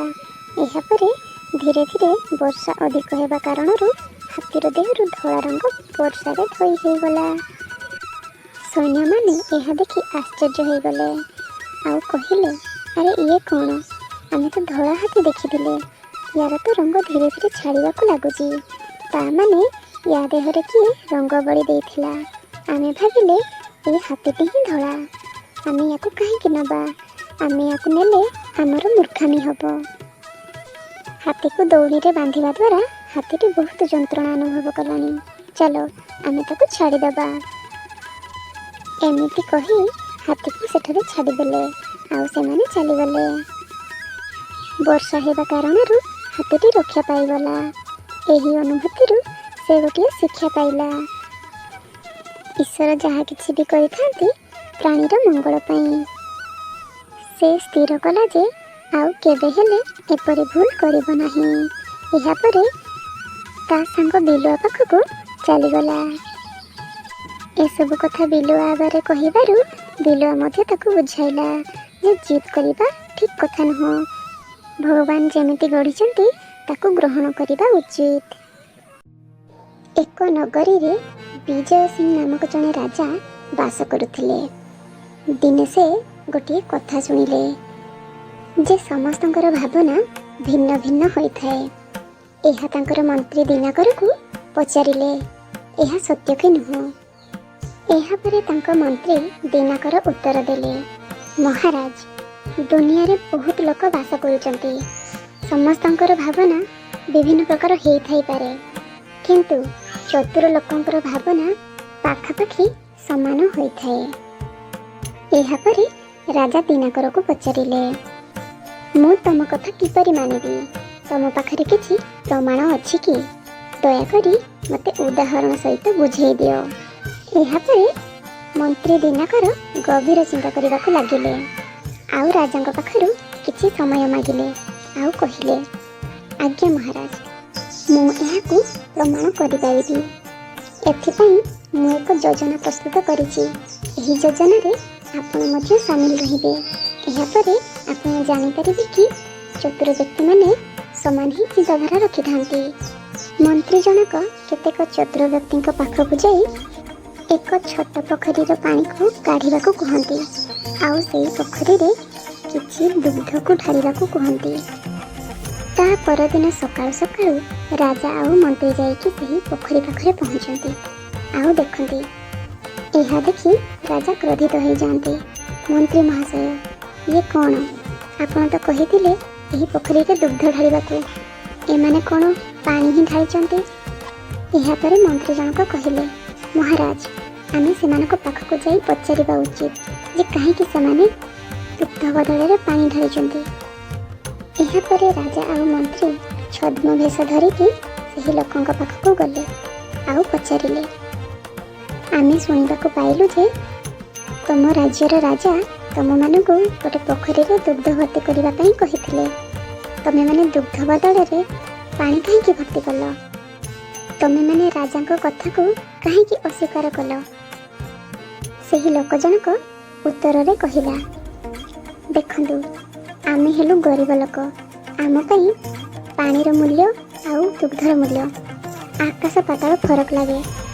ଆଉ ରହିଲା ଆମ ରାଜାଙ୍କ କଥା, ସେ ନିଶ୍ଚୟ କିଛି ନା କିଛି ପରୀକ୍ଷା କରୁଥିବେ, ଏହା ଆମେ ଜାଣିଥିଲୁ। ସେଥିପାଇଁ ଆମେ ଦୁଗ୍ଧ ନ ଢାଳି ପାଣିକୁ ଢାଳିକି ଭର୍ତ୍ତି କରିଦେଲୁ। କାରଣ ଆମେ ଜାଣିଛୁ ଆମ ରାଜା ସେଭଳି ରାଜା ନୁହନ୍ତି ଯିଏକି ଖାଦ୍ୟର ଅନାଦର କରିବେ। ସେ ପ୍ରତ୍ୟେକଟି ଜିନିଷକୁ ଦେଖନ୍ତି ଆଉ ପରଖନ୍ତି ଆଉ କାର୍ଯ୍ୟରେ ଲଗେଇଥାନ୍ତି, ଆଉ ସର୍ବଦା ପ୍ରଜାମାନଙ୍କର ମଙ୍ଗଳ ଚାହିଁଥାନ୍ତି। ସେ ପୁଣି ମୂଲ୍ୟବାନ ଜିନିଷକୁ ନଷ୍ଟ କରିବାକୁ ଚାହିଁବେ? କେବେ ଚାହିଁବେନି। ଏହା ତାଙ୍କର ଏକ ପରୀକ୍ଷା ହେଇଥିବ। ସେହି ଲୋକଙ୍କ ଠାରୁ ଏହିଭଳି ସମ୍ମାନୀୟ କଥା ଶୁଣି ରାଜା ବହୁତ ଗର୍ବିତ ହେଲେ ଆଉ ମନ୍ତ୍ରୀଙ୍କୁ କହିଲେ, ଯାହା ହଉ, ମୁଁ ତମ ଉପରେ ଗର୍ବିତ। ତମେ ପ୍ରମାଣ କରିଦେଲ ଯେ ଚତୁର ଲୋକମାନେ ଭଲ ହିଁ ଚିନ୍ତା କରିଥାନ୍ତି ଆଉ ସମସ୍ତେ ଏକାଭଳି ଚିନ୍ତା କରିଥାନ୍ତି। ଥରେ ଜଣେ ବ୍ରାହ୍ମଣ ଆଉ ତାଙ୍କ ସ୍ତ୍ରୀ ପ୍ରସାଦ ନଗରୀରେ ରହୁଥିଲେ। ସେମାନଙ୍କର ବଡ଼ ଘର ଆଉ ବହୁତ ଟଙ୍କା ଥିଲା, ହେଲେ ସେମାନଙ୍କର ପିଲାପିଲି ନଥିବାରୁ ମନ ଦୁଃଖରେ ଥାନ୍ତି। ଥରେ ତାଙ୍କର ନଗରୀରେ ଗୋଟାଏ ପୁତ୍ରଙ୍କର ବାହାଘର ହେଉଥାଏ। ଏହାକୁ ଦେଖି ବ୍ରାହ୍ମଣଙ୍କ ସ୍ତ୍ରୀ କହିଲେ, ଯଦି ଆମର ସନ୍ତାନ ହେଇଥାନ୍ତା, ଏମିତି ବଡ଼ ହେଇଥାନ୍ତା ଆଉ ତାର ବିବାହ ମଧ୍ୟ ହେଇଥାନ୍ତା। କିନ୍ତୁ ଆମର ଦୁର୍ଭାଗ୍ୟ ଯେ ଭଗବାନ ଆମକୁ ପିଲାଟିଏ ଦେଲେ ନାହିଁ। ଏମିତି କହି ସେ କାନ୍ଦିବାକୁ ଲାଗନ୍ତି। ଦିନେ ବ୍ରାହ୍ମଣ ତାଙ୍କ ସ୍ତ୍ରୀଙ୍କୁ କହିଲେ, ଗତ ରାତିରେ ମୁଁ ଗୋଟାଏ ସ୍ୱପ୍ନ ଦେଖିଲି। ଜଣେ ଅଦୃଶ୍ୟ ଶକ୍ତି କହିଲେ ଯେ ଆମର ଖୁବ୍ ଶୀଘ୍ର ଗୋଟେ ପୁଅ ହେବ। ସେ ସବୁ ଲୋକଙ୍କ ଠାରୁ ସୁନ୍ଦର, ଚରିତ୍ରବାନ ଆଉ ଆକର୍ଷଣୀୟ ହେବ। ତେଣୁ ଦୁଃଖିତ ହୁଅ ନାହିଁ, ଆମର ଇଚ୍ଛା ଖୁବ୍ ଶୀଘ୍ର ପୂରଣ ହେବ। କିଛି ଦିନ ପରେ ବ୍ରାହ୍ମଣଙ୍କ ସ୍ତ୍ରୀ ଗର୍ଭବତୀ ହେଲେ ଆଉ ଗୋଟିଏ ସାପକୁ ଜନ୍ମ ଦେଲେ। ତାଙ୍କର ସମ୍ପର୍କୀୟ ତଥା ପଡ଼ୋଶୀ ତାଙ୍କୁ କହିଲେ କି ଜୀବଟିକୁ ହତ୍ୟା କରିଦିଅ, କିନ୍ତୁ ସେ ତାକୁ ଯତ୍ନର ସହିତ ବଢ଼େଇଲେ। ଦିନେ ବ୍ରାହ୍ମଣ ତାଙ୍କ ସ୍ତ୍ରୀଙ୍କୁ କହିଲେ, ଆମ ପୁଅ ବଡ଼ ହେଇଗଲାଣି, ତାକୁ ବିବାହ ଦେବାର ସମୟ ହେଇଯାଇଛି। ଆମେ ଗୋଟିଏ ଭଲ ଝିଅ ତା ପାଇଁ ଖୋଜିବା ଉଚିତ। ଏହାପରେ ବ୍ରାହ୍ମଣ ତାଙ୍କ ପୁଅର ବିବାହ ପାଇଁ ଜଣେ ଯୋଗ୍ୟ କନ୍ୟା ଖୋଜିବାକୁ ଘରୁ ବାହାରିଗଲେ ଆଉ ତାଙ୍କର ପ୍ରିୟ ବନ୍ଧୁଙ୍କର ଝିଅକୁ ବୋହୂ କରିବେ ବୋଲି ସ୍ଥିର କଲେ। କନ୍ୟାଟି ମଧ୍ୟ ବହୁତ ସୁନ୍ଦରୀ ଥିଲା। ସେ କିଛି ପ୍ରଶ୍ନ ନ ପଚାରି ବିବାହ ପାଇଁ ରାଜି ହେଇଗଲା। ଏହାପରେ ସାପଟି ସହିତ ସେହି କନ୍ୟାର ବିବାହ ସୁରୁଖୁରୁରେ ହେଲା। ସାମାନ୍ୟ ସାପଟିକୁ ଏତେ ସୁନ୍ଦରୀ କନ୍ୟା ମିଳିଗଲା ଭାବିକି ନଗରୀ ସାରା ଚର୍ଚ୍ଚା ହେଲା। ସମସ୍ତେ ଫୁସୁରୁ ଡୁବୁରୁ କଥାବାର୍ତ୍ତା ହେଲେ। ତଥାପି କନ୍ୟାଟି ଖୁସି ଥିଲା। ସେଦିନ ରାତିରେ ନିଜ ଘର ଭିତରେ ଜଣେ ସୁନ୍ଦର ଯୁବକକୁ ଦେଖି କନ୍ୟାଟି ଡରିଗଲା ଆଉ ପଚାରିଲା, ତୁମେ କିଏ? ଆଉ ମୋ ସ୍ୱାମୀ କାହାନ୍ତି? ମୋ ସ୍ୱାମୀକୁ ତମେ ହତ୍ୟା କରିଦେଇଛ। ଏଇଠି ତାଙ୍କର କବଳ ପଡ଼ିଛି। ମୁଁ ଛାଡ଼ିବିନି। ତମେ କିଏ? ଯୁବକ କହିଲା, ତୁମେ ଭୟ କର ନାହିଁ। ମୁଁ ସେଇ ସାପ ଯାହାକୁ ତୁମେ ବିବାହ କରିଛ। ମୁଁ ଅଭିଶପ୍ତ ହିଁ ଜନ୍ମ ହେଇଥିଲି। କେହି ଜଣେ ମୋତେ କହିଥିଲେ ମୋର ବିବାହର ପ୍ରଥମ ରାତିରେ ମୁଁ ସୁନ୍ଦର ଯୁବକରେ ପରିଣତ ହେଇଯିବି। ଆଉ ଏହା ସତ୍ୟ ହେଲା। ମୁଁ କାହାକୁ ମାରିନି। ସେଇଟା ମୋର କବଳ ଅଟେ। ଏହା ଶୁଣି ଝିଅଟି ଖୁବ୍ ଖୁସି ହେଇଗଲା। ଏହାପରେ ଖୁସିରେ ସେମାନେ ସଂସାର କଲେ। ଭୀମେୟ ନାମକ ଜଣେ କୃଷକ ଗୋଟିଏ ଛୋଟ ଗାଁରେ ବାସ କରୁଥିଲା। କଠିନ ପରିଶ୍ରମ କରି ତାର 5 ଏକର ଜମିକୁ ଉନ୍ନତ କଲା। ତାର ରାଜୁ ନାମକ ଗୋଟିଏ ଅଳସୁଆ ପୁଅ ଥିଲା। ସେ ତା ବାପାଙ୍କୁ କେବେ ହେଲେ ସାହାଯ୍ୟ କରୁନଥିଲା। ସବୁବେଳେ ଖାଲି ଖେଳରେ ହିଁ ମାତୁଥିଲା। ଭୀମେୟ ନିଜ ପୁଅକୁ ଛୋଟ ଅଛି ଭାବିକି କିଛି କହୁନଥିଲେ। ସେ ବଡ଼ ହେଲେ ଧୀରେ ଧୀରେ ସୁଧୁରିଯିବ ଭାବିକି କିଛି ବି କହୁନଥିଲେ। ସମୟକ୍ରମେ ରାଜୁ ବଡ଼ ହେଲା। ଭୀମେୟ ତା ପୁଅର ସ୍ୱଭାବରେ ପରିବର୍ତ୍ତନ କିଛି ଦେଖିପାରୁନଥିଲା। ଛୋଟବେଳେ ଯେମିତି ଥିଲା ବଡ଼ବେଳେ ମଧ୍ୟ ଠିକ୍ ସେମିତି ଅଳସୁଆ ହିଁ ରହିଲା। ତାର ଆଗତ ଭବିଷ୍ୟତ କଥା ଭାବି ଭାବି ବହୁତ ଚିନ୍ତିତ ହୋଇପଡ଼ୁଥିଲେ। ଭୀମେୟ ପରିଶ୍ରମ କରି କରି ବହୁତ ଧନ ସମ୍ପତ୍ତି ସିନା କରିଦେଇଥିଲା। କଥାରେ ଅଛି, ବସି ଖାଇଲେ ନଈବାଲି ସରେ। ସେହିପରି ଭୀମେୟ ରାଜୁର ଭବିଷ୍ୟତକୁ ନେଇକି ବହୁତ ଚିନ୍ତିତ ଥିଲା। ବୟସ ବଢ଼ିବା ସହିତ ଭୀମେୟ ରୋଗାକ୍ରାନ୍ତ ହେଇଗଲା। କଠିନ ପରିଶ୍ରମ କରିପାରିଲା ନାହିଁ। ଦିନକର କଥା, ସେ ସମ୍ପୂର୍ଣ୍ଣ ଅସୁସ୍ଥ ହେଇଯିବା ପରେ ସେ ତା ପୁଅକୁ ପାଖକୁ ଡାକି କହିଲା, ମୁଁ ତ ଭବିଷ୍ୟତ ପାଇଁ ଖୁବ୍ ଚିନ୍ତିତ। ମୁଁ ଜାଣିପାରୁନି ତ ଅଳସୁଆମୀ କେମିତି ତୁ ଛାଡ଼ିବୁ। ଏବେ ଯେତିକି ଧନ ସମ୍ପତ୍ତି ଅଛି କିଛି ଦିନ ଆରାମରେ ଚଳିଯିବୁ। ମୋ କଥା ଧ୍ୟାନ ଦେଇ ଶୁଣୁ। ଆମ କ୍ଷେତ ପାଖରେ ଗୋଟିଏ ଗଛ ଅଛି। ସେହି ଗଛ କରଡ଼ରେ କିଛି ଧନ ଲୁଚେଇକି ରଖିଛି। ମୁଁ ଏହାକୁ ଶୁଖିଲା ପତ୍ରରେ ଘୋଡ଼େଇ ଦେଇଛି। ତୁ ଏହାକୁ ବ୍ୟବହାର କରିପାରିବୁ। ଏହା କହି ଭୀମେୟ ମରିଗଲା। ବାପାଙ୍କ ମୃତ୍ୟୁ ପରେ ମଧ୍ୟ ରାଜୁର ସ୍ୱଭାବରେ କିଛି ପରିବର୍ତ୍ତନ ହେଲା ନାହିଁ। ସେ ଭାବିଲା, ବାପା ଘରେ ସଞ୍ଚିତ କରିଥିବା ଧନକୁ ଆଗ ଖାଇସାରେ, ତାପରେ ସେ ଗଛ କରଡ଼କୁ ଯାଇକି ସେ ଧନ ନେଇକି ଆସିବି। ତୁଚ୍ଛଟାରେ ମୋତେ କୁଆଡ଼େ ଯିବାକୁ ବି ଇଚ୍ଛା ହେଉନି। ମୋ ବ୍ୟତୀତ ବି ଆଉ କେହି ଏକଥା ଜାଣିନାହାନ୍ତି। କିଛି ଦିନ ବିତିଗଲା। ଏତିକି ବେଳେ ଜଣେ କାଠ କଟାଳି ସେହି ବାଟ ଦେଇ ଯାଉଥିଲା। ସେ ଗଛକୁ ଦେଖିଲା। କାଠ କାଟିବ ବୋଲି ସ୍ଥିର କଲା। ଗଛଟି ଯେମିତି ପଡ଼ିଦେଇଛି ସେହି ଗଛ କରଡ଼ରୁ ସୁନାଗୁଡ଼ିକ ବାହାରି ଆସିଲା। ଏହାକୁ ଦେଖି ସେ କାଠ କଟାଳିର ସୌଭାଗ୍ୟ ଉଦୟ ହେଲା। ସେ ସବୁ ସଂଗ୍ରହ କରିକି ନେଇଗଲା। ଏପଟେ ରାଜୁ ଘରେ ଯାହା ଟଙ୍କା ଥିଲା ସବୁ ଖର୍ଚ୍ଚ କରିସାରିଥିଲା। ତାପରେ ସେହି ଗଚ୍ଛିତ ଟଙ୍କା କଥା ତାକୁ ମନେ ପଡ଼ିଲା। ଗଚ୍ଛିତ ଟଙ୍କାକୁ ସେ ଆଣିବାକୁ ଗଲା, କିନ୍ତୁ ସେ ଗଛ କିମ୍ବା ଟଙ୍କା କିଛି ପାଇଲାନି। ତାର ଅଳସୁଆମୀ ଯୋଗୁଁ ସେ ସବୁ ହରାଇଲା। ଏହାପରେ ସେ କଠିନ ପରିଶ୍ରମ କଲା ଆଉ ତାର ଅଳସୁଆମୀ ଗୁଣକୁ ସବୁଦିନ ପାଇଁ ତ୍ୟାଗ କଲା। ତାହେଲେ ସାଙ୍ଗମାନେ, ଏହି ଗପରୁ ଆମେ ଶିଖିଲେ ଯେ ଅଳସୁଆ ଦୁଃଖ ପାଇଥାଏ। ଦିନେ ଗୋଟିଏ କୋକିଶିଆଳି ଜଙ୍ଗଲ ଭିତରକୁ ଖାଦ୍ୟ ଖୋଜିବାକୁ ଗଲା। ସେ ଯେତେବେଳେ କିଛି ଖାଇବାକୁ ଖୋଜୁଥିଲା ସେ ଗୋଟିଏ ମୃତ ହରିଣକୁ ଦେଖିଲା। ସେ କେବେ ଭାବିନଥିଲା ଯେ ଏତେ ସହଜରେ ତା ଖାଦ୍ୟ ପାଇଯିବ ବୋଲି। ଠିକ୍ ସେହି ସମୟରେ ହଠାତ୍ ସେ ସିଂହର ଗର୍ଜନ ଶୁଣିଲା। ତେଣୁ ସେଠୁ ସେ ଚାଲିଗଲା। ସିଂହଠାରୁ ରକ୍ଷା ପାଇବା ପାଇଁ ଗୋଟିଏ ଗଛ ପଛପଟେ ଲୁଚିଗଲା। ଗଛ ପଛପଟେ ଥାଇକି କୋକିଶିଆଳି ଭାବୁଥାଏ, ଏ ସିଂହ କାହିଁକି ଆସିଲା? ମୋ ଖାଦ୍ୟଟି ସେ ଖାଇ ନେବ। ମୁଁ କ'ଣ ଖାଇବି? ମୁଁ ତ ତା ସହିତ ଲଢ଼େଇ ମଧ୍ୟ କରିପାରିବିନି। ମୋର ଖାଇବା ଆଜି ବୁଡ଼ିଲା। ଏମିତି ଭାବି ଭାବି ମନ ଦୁଃଖରେ ଛିଡ଼ା ହେଇଥାଏ। ଠିକ୍ ସେହି ସମୟରେ ସିଂହ ସମେତ ଗୋଟାଏ ଭାଲୁ ମଧ୍ୟ ଆସି ପହଞ୍ଚିଲା। ଆଉ ଏହା ଦେଖି ସିଂହ ଗର୍ଜନ କରି ଉଠିଲା ଆଉ କହିଲା, ଇଏ ମୋ ଖାଦ୍ୟ, ମୁଁ ପାଇଛି, ତେଣୁ ତୁ ଚାଲିଯା, ନହେଲେ କଥା କିଛି ଭଲ ହବନି, ମୁଁ ତୋତେ ମାରିଦେବି। ଭାଲୁଟି ମଧ୍ୟ ହରିଣ ମାଂସକୁ ଦେଖି ପାଟିରୁ ଲାଳ ବୋହୁଥାଏ। ତାର ମଧ୍ୟ ଇଚ୍ଛା ଥାଏ ସେହି ହରିଣ ମାଂସକୁ ଖାଇବା ପାଇଁ। କିଛି ସମୟ ଭିତରେ ସିଂହ ଆଉ ଭାଲୁ ମଧ୍ୟରେ ଯୁକ୍ତିତର୍କ ଆରମ୍ଭ ହେଲା ଆଉ ଲଢ଼େଇରେ ପରିଣତ ହେଲା। ଦୁହେଁ ମିଶି ଖୁବ୍ ଲଢ଼େଇ କଲେ। ସିଂହ କହିଲା, ମୁଁ ଜଣେ ରାଜା ହିସାବରେ ମୋର ପ୍ରଥମେ ଅଧିକାର ଅଛି ଯେ ୟାକୁ ମୁଁ ଖାଇବି। ଏବେ ତୁ ଏଠୁ ଚାଲିଯା ଆଉ ମୋତେ ଖାଇବାକୁ ଦେ। ଭାଲୁ କହିଲା, ନା, ତୁ ଏଠି ରାଜା ହେଲୁ ବୋଲି ମୁଁ ତୋତେ ଖାଇବାକୁ ଦେଇଦେବି? କଦାପି ନୁହଁ। ଏ ହରିଣ ମୋର, ୟାକୁ ମୁଁ ଖାଇବି, ତୁ ଏଠୁ ଚାଲିଯା। ସେ ଦୁହେଁ ଖୁବ୍ ମାଡ଼ଗୋଳ ହେବା ଦ୍ୱାରା ଦୁହେଁ ଅଚେତ ହେଇଗଲେ। ଗଛ ପଛପଟେ ଥାଇ କୋକିଶିଆଳି ସବୁ ଦେଖୁଥାଏ। ମନେ ମନେ ଭାବିଲା, ଯା ହଉ ସେମାନେ ଅଚେତ ହେଇଗଲେ, ଏବେ ଖାଦ୍ୟଟି ମୋର।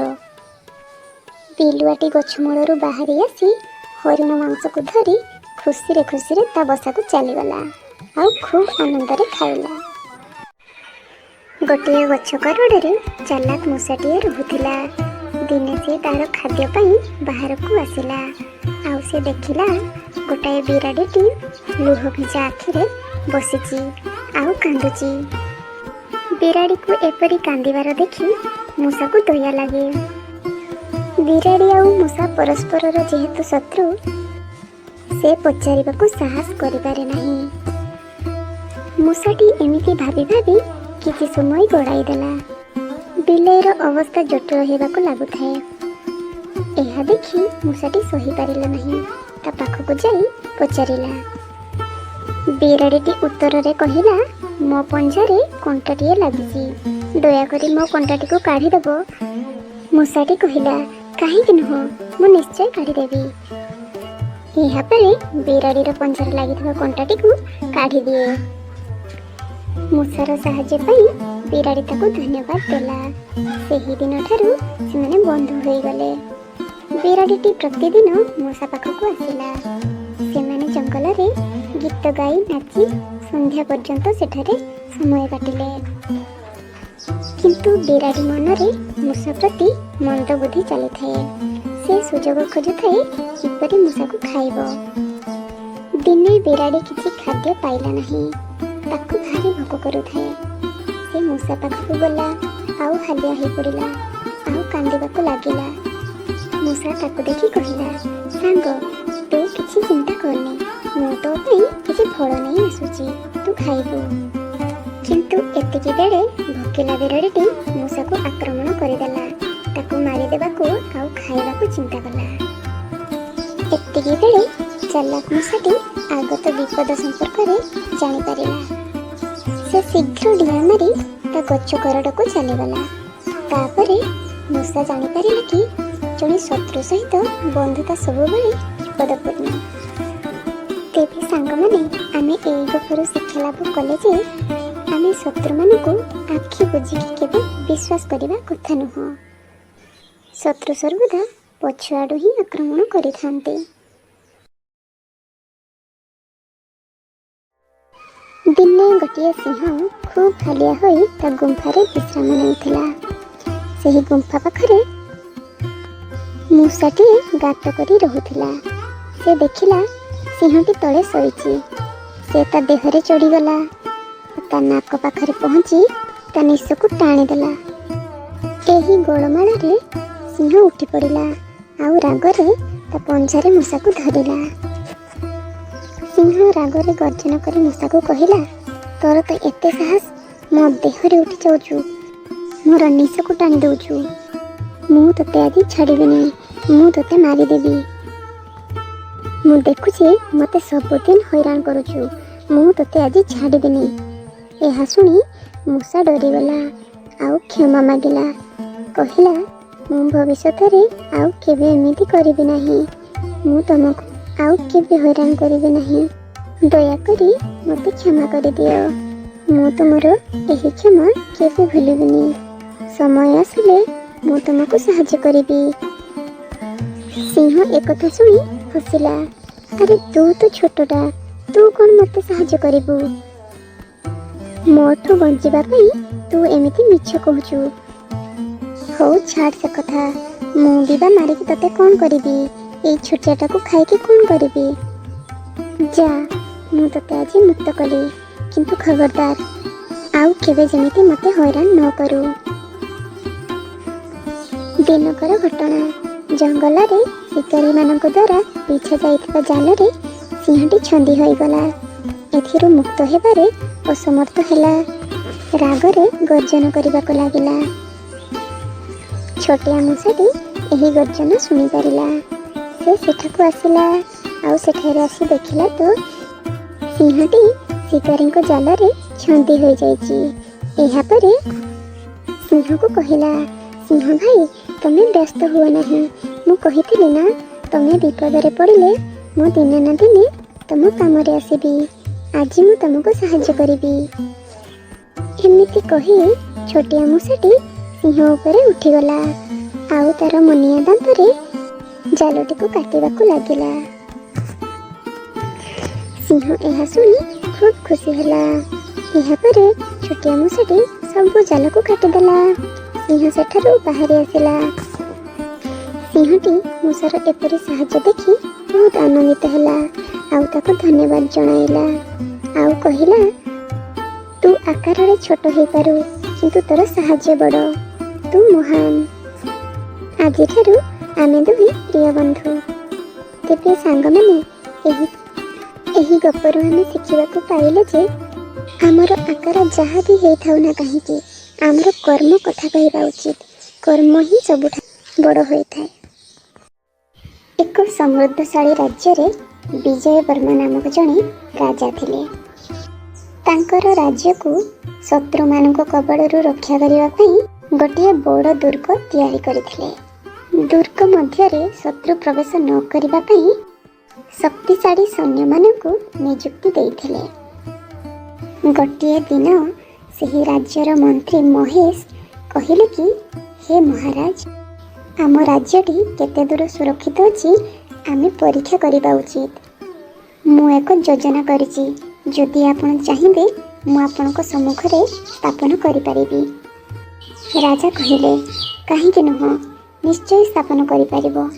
ଏହାପରେ ମନ୍ତ୍ରୀ ଜଣକ କୁହନ୍ତି, ମହାରାଜ, ମୁଁ ସେ ଦୁର୍ଗକୁ ମନ୍ତ୍ରୀ ବେଶରେ ନ ଯାଇ ଛଦ୍ମ ବେଶରେ ଯିବି। ଯେମିତିକି ସୈନ୍ୟମାନେ ମୋତେ ଚିହ୍ନି ପାରିବେନି। ଯଦି ପ୍ରକୃତରେ ଆମ ସୈନ୍ୟମାନେ ବିଶ୍ୱସ୍ତ ଥିବେ, କୌଣସି ଅଜଣା ବ୍ୟକ୍ତିଙ୍କୁ ଦୁର୍ଗ ଭିତରକୁ ପଶିବାକୁ ଦେବେ ନାହିଁ। ଏହାଦ୍ୱାରା ଆମେ ଜାଣିପାରିବା କି ଯଦି ଆମର ଶତ୍ରୁମାନେ କୌଣସି ଛଦ୍ମ ବେଶରେ ଆସନ୍ତି, ତାହେଲେ ଆମର ସୈନ୍ୟମାନେ ତାକୁ ଠିକ୍ ଭାବରେ ଚିହ୍ନି ପାରିବେ ଆଉ ପ୍ରବେଶ କରିବାକୁ ଦେବେ ନାହିଁ। ଏହାପରେ ରାଜା ମନ୍ତ୍ରୀଙ୍କର ଏହି ଚତୁରତା ବୁଦ୍ଧି ପାଇଁ ତାଙ୍କୁ ସାବାସି ଦେଲେ ଆଉ ତାଙ୍କୁ ସେଠାକୁ ଯିବା ପାଇଁ ଅନୁମତି ଦେଲେ। ଏହାପରେ ମନ୍ତ୍ରୀ ଜଣକ ଜଣେ ସୈନ୍ୟଙ୍କୁ ଧରିକି ସେଠାକୁ ଗଲେ ଆଉ କହିଲେ, ଆମକୁ ଦୁର୍ଗ ଭିତରକୁ ଛାଡ଼, ଆମେ ଦୁର୍ଗ ଭିତରେ ପ୍ରବେଶ କରିବାକୁ ଚାହୁଁଛୁ। ଆମର କୌଣସି ପ୍ରକାରେ ଦୁର୍ଗ ଭିତରେ ପଶିବାର ଅଛି। ଆମେ ରାଜାଙ୍କ ପାଖକୁ ଏକ ଜରୁରୀ କାମରେ ଆସିଛୁ। ସୈନ୍ୟ ଜଣକ କହିଲା, ମୁଁ ତମକୁ ବିନା ଅନୁମତିରେ ଭିତରକୁ ଯିବାକୁ ଦେବି ନାହିଁ। ଆମର ଏହି ରାଜ୍ୟରେ ଗୋଟେ ନିୟମ ଅଛି। ଯଦି ଆପଣ ଭିତରକୁ ଯିବାକୁ ଚାହୁଁଛନ୍ତି, ସେହି ନିୟମକୁ ମାନିବାକୁ ପଡ଼ିବ। ଆମ ରାଜାଙ୍କ ପାଖରୁ ସ୍ୱତନ୍ତ୍ର ଅନୁମତି ଆଣିବା ନିହାତି ଆବଶ୍ୟକ। ଯଦି ଆପଣ ଆଣିପାରୁଛନ୍ତି ଠିକ୍, ନଚେତ୍ ମୁଁ ଆପଣଙ୍କୁ ଅନୁମତି ଦେଇପାରିବି ନାହିଁ। ଏହାପରେ ଜାଣି ଜାଣି ମନ୍ତ୍ରୀ ଜଣକ ପ୍ରଲୋଭନ ଦେଖାଇଲେ। କହିଲେ, ଆମେ ତମକୁ ଗୋଟିଏ ସ୍ୱର୍ଣ୍ଣ ମୁଦ୍ରା ଦେଉଛୁ। ଏବେ ତ ଦୟାକରି ଆମକୁ ଭିତରକୁ ଯିବାକୁ ଅନୁମତି ଦିଅନ୍ତୁ। ଏହା ଦେଖି ସୈନିକ ଅଧିକ ରାଗିଗଲେ ଆଉ କହିଲେ, ମୋତେ ପ୍ରଲୋଭନ ଦେଖାଉଛନ୍ତି? ମୁଁ ଏହି ରାଜ୍ୟର ରାଜାଙ୍କୁ ଆଉ ଏହି ରାଜ୍ୟକୁ ବହୁତ ଭଲ ପାଏ। ତାଙ୍କ ସହିତ ଏମିତି ଗଦ୍ଦାରୀ କାମ କେବେ କରିବି ନାହିଁ। ଏହାପରେ ମନ୍ତ୍ରୀ ଜଣକ ସ୍ୱର୍ଣ୍ଣ ମୁଦ୍ରାରେ ଭର୍ତ୍ତି ହୋଇଥିବା ମୁଣିକୁ ଦେଖାଇ କହିଲେ, ଏବେ ତ ଛାଡ଼ି ଦିଅନ୍ତୁ। ଏତେ ଗୁଡ଼ିଏ ସ୍ୱର୍ଣ୍ଣ ମୁଦ୍ରା ଦେଖି ସେହି ସୈନ୍ୟ ଜଣକ ପ୍ରଲୋଭିତ ହୋଇଗଲା। ଆଉ ସେହି ରାଜା ଆଉ ରାଜାଙ୍କ ପ୍ରତି ଥିବା ଭଲ ପାଇବା କୁଆଡ଼େ ଉଭାନ ହୋଇଗଲା। ଯେତେବେଳେ ଖୁସିରେ ଖୁସିରେ ଏହାକୁ ଗ୍ରହଣ କରୁଥିଲା, ସେହି ସମୟରେ ମନ୍ତ୍ରୀ କହିଲେ, ତୋର ଅସଲି ରୂପ ଆମକୁ ଜଣାପଡ଼ିଲା। ଏବେ ରାଜ ଦରବାରକୁ ଚାଲ। ଏହା କହି ରାଜାଙ୍କ ପାଖକୁ ତାକୁ ନେଇଗଲେ। ରାଜା ଏସବୁ ଦେଖି ତା ଉପରେ ଘୋର ନିନ୍ଦା କଲେ ଆଉ ତାକୁ ବନ୍ଦୀଗୃହରେ ବନ୍ଦୀ କରିଦେଲେ। ଦୁର୍ଗା ଦାସ ନାମରେ ଜଣେ ବୃଦ୍ଧ ବ୍ୟକ୍ତି ଏକାକୀ ରହୁଥାନ୍ତି। ଚାକିରିରୁ ଅବସର ନେବା ପରେ ସେ ଗ୍ରୀଷ୍ମ ସମୟକୁ ଏକାକୀ ବିତାଇବାକୁ ଚାହୁଁଥିଲେ। ସେଥିପାଇଁ ପରିବାରଠାରୁ ଦୂରରେ ଭୁବନେଶ୍ୱରରେ ଏକ ଜାଗା କିଣିକି ରହୁଥିଲେ। ସେଠାରେ ରହିଲା ପରେ କିଛି ଦିନ ବିତିଗଲା। ସେହି ସମୟରେ ପିଲାଙ୍କର ମଧ୍ୟ ସ୍କୁଲ ଛୁଟି ଥାଏ। ସେହି କଲୋନୀର କିଛି ପିଲା ତାଙ୍କ ଗଳି ପାଖରେ କ୍ରିକେଟ ସବୁଦିନ ଖେଳନ୍ତି। କ୍ରିକେଟ ଖେଳିବା ସହିତ ଅଧିକ ଜୋରରେ ପାର୍ଟି ମଧ୍ୟ କରୁଥାନ୍ତି। ଏହା ଦୁର୍ଗା ଦାସଙ୍କୁ ବହୁତ ବିଚଳିତ କରୁଥାଏ। ଦୁର୍ଗା ଦାସ ଭାବନ୍ତି, ପିଲାମାନଙ୍କୁ କିପରି ଶାନ୍ତ କରିବି? ମୋ କଥା ସେମାନେ ଶୁଣିବେ ତ? ଏମିତି ଭାବି ଭାବି ବସିଥାନ୍ତି। ଏମିତି ଭାବି ଭାବି ଚିନ୍ତା କଲେ, ନା ନା, ପିଲାମାନଙ୍କର ଛୁଟି ହେଇଛି ମାନେ ସେମାନେ କେବେ ବି ମୋ କଥା ଶୁଣିବେ ନାହିଁ। ତାଙ୍କୁ ଏକ ଯୋଜନା ଅନୁସାରେ ହିଁ ବୁଝାଇବାକୁ ପଡ଼ିବ। ଏମିତି ଭାବି କ୍ରିକେଟ ଖେଳୁଥିବା ପିଲାଙ୍କୁ ତାଙ୍କ ପାଖକୁ ଡାକିଲେ ଆଉ କହିଲେ, ପିଲାମାନେ, ମୁଁ ତମକୁ ପ୍ରତ୍ୟେକ ଦିନ ଦେଖୁଛି। ତମେମାନେ ବହୁତ ଭଲ କ୍ରିକେଟ ଖେଳୁଛ। ତମମାନଙ୍କୁ ଦେଖିଲେ ମୋର ପିଲାଦିନ କଥା ମନେ ପଡ଼ିଯାଉଛି। ମୁଁ ମଧ୍ୟ କ୍ରିକେଟ ଖେଳିବାକୁ ବହୁତ ଭଲ ପାଏ ଆଉ କ୍ରିକେଟ ଦେଖିବାକୁ ମଧ୍ୟ ବହୁତ ଭଲ ପାଏ। ତମେମାନେ ଗୋଟେ କାମ କରିବ, ତମେମାନେ କେବଳ ମୋ ଗଳିରେ ହିଁ କ୍ରିକେଟ ଖେଳିବ, ଯାହାଦ୍ୱାରା ମୁଁ କ୍ରିକେଟକୁ ସବୁଦିନ ଉପଭୋଗ କରିପାରିବି। ଆଉ ଏଥିପାଇଁ ତମେମାନେ ଚିନ୍ତା କର ନାହିଁ। ମୁଁ ତମମାନଙ୍କୁ 25 ଟଙ୍କା ଲେଖାଏଁ ପ୍ରତ୍ୟେକ ଦିନ ଦେବି। ଏହା ଶୁଣି ପିଲାମାନଙ୍କ ମନରେ ଖୁସି କହିଲେ ନ ସରେ।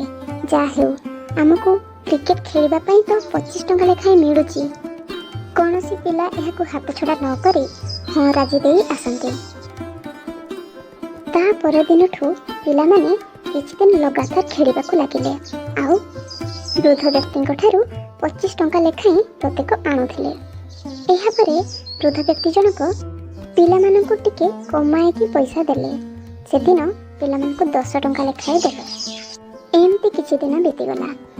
ତାପରେ ବୃଦ୍ଧ ବ୍ୟକ୍ତି ଜଣକ 5 ଟଙ୍କା ଲେଖାଏଁ ଦେଲେ ଆଉ କହିଲେ, ପିଲାମାନେ, ମୋ ପାଖରେ ଆଉ ଅର୍ଥ ନାହିଁ। ମୋ ପାଖରେ ଯାହା ଥିଲା ତମମାନଙ୍କୁ ଦେଇ ସାରିଲେଣି। ଆଉ ମୋ ପାଖରେ ଟଙ୍କା ନାହିଁ। ଏହା ଶୁଣି ପିଲାମାନଙ୍କର ମନ ଭାଙ୍ଗିଗଲା ଆଉ ସେମାନେ ଏକାଠି ଏକଜୁଟ ହୋଇ କହିଲେ, ଆରେ ଆରେ, ଏ ବୃଦ୍ଧ ବ୍ୟକ୍ତି ଜଣକ ଯଦି ଆମକୁ ପଇସା ଦେବେନି ତାହେଲେ ତାଙ୍କ କଲୋନୀରେ ଆମେ କାହିଁକି ଖେଳିବା? ବୃଦ୍ଧ ବ୍ୟକ୍ତି ଜଣକ ପଇସା ଦେଉଥିଲେ ବୋଲି ସିନା ଆମେ ଏଠି ଖେଳୁଥିଲେ, ଆଉ ଆମେ ଏଠି ଖେଳିବାନି। ପ୍ରଥମେ ସେ ବଢ଼େଇକି ପଇସା ଦେଲେ, ତାପରେ କମେଇକି ଦେଲେ। ଇଏ କେଉଁ ପ୍ରକାର ବ୍ୟବହାର? ଚାଲ ଚାଲ, ଆମେ ବରଂ ପଡ଼ିଆରେ ଖେଳିବା, ଏହି ଜାଗାରେ ତ କଦାପି ଖେଳିବା ନାହିଁ। ଏହାପରେ ପିଲାମାନେ ସେଠାରୁ ଚାଲିଯାଆନ୍ତି। ଏହାପରେ ବୃଦ୍ଧ ବ୍ୟକ୍ତି ଜଣକ ମନେ ମନେ ଭାବନ୍ତି, ଯାହା ହେଉ, ମୋର ଟ୍ରିକ୍ଟି କାମ କରିଗଲା।